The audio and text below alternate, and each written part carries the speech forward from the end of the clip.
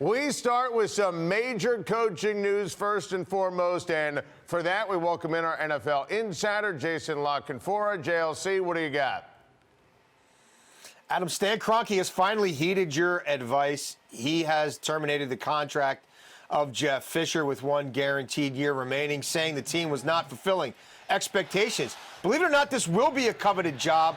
That football palace they'll be moving into in a couple years, having Jared Goff there, a year when many of the other franchises that'll be looking for coaches won't have some of those same things to offer. Expect to hear a lot about Josh McDaniels and Kyle Shanahan. Young, bright offensive minds. They need to put an incubator around Jared Goff there. Two great names that make a lot of sense. Jason, great stuff. We'll check back with you later in the show.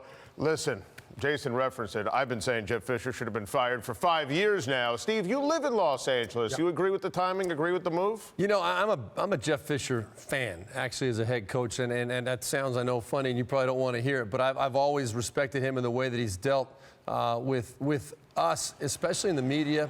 But also, you know, I thought he'd be a coach that would be a great coach to play for. But given all of that, I believe the time was right. They had to make the move. It was not going anywhere but down.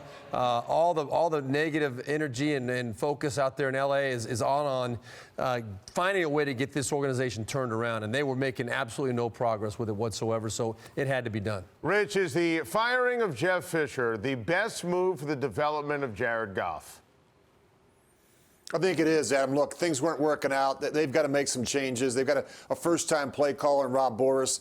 And I think when you look at what the Raiders did a couple years ago with Derek Carr, you got to give Reggie McKenzie some credit. They went out and got an offensive line and some receivers, and that's what the Rams need to do. They have a running back, but they have no offensive line and no players at the skill positions at wide receiver and tight end. So that's hurting the young quarterback as well. But there's going to be wholesale changes at the end of the season. I wouldn't even be surprised to see them get rid of Les Snead.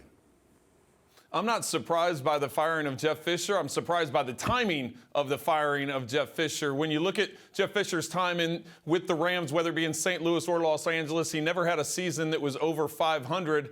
But the thing is they play this week. They play on Thursday night, so it's a short week. And the Rams have announced that John Fossil, the special teams coordinator, will take over as the interim head coach. So now you're putting a guy in a position to be an interim head coach, and you're only giving him a few days to get ready to play Seattle. It would have made more sense if you're going to make this move to make it after that Thursday game, because then whoever you name as head coach has plenty of time to get prepared for that next game. And I'm a little concerned by the timing of it.